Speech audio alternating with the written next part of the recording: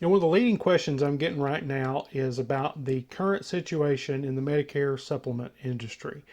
We've really seen about two big things take place. We've seen record-breaking uh, rate increases on premiums over the last year.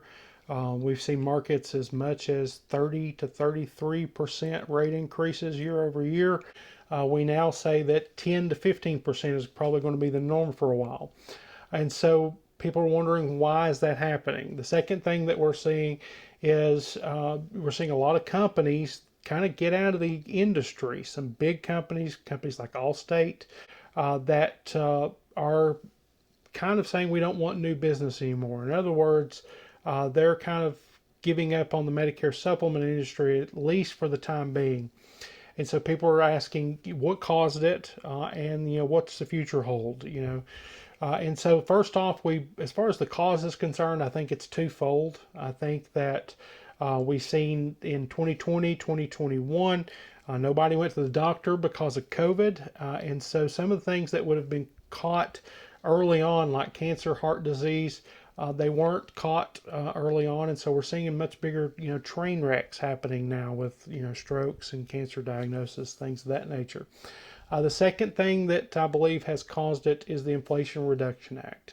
What was a good thing for a lot of folks, putting a maximum amount of pocket of $2,000 on everybody's drugs, has created a very large disparity between the prescription coverage in a Medicare Advantage plan and the prescription coverage that you buy with a standalone Part D plan that you put with a supplement.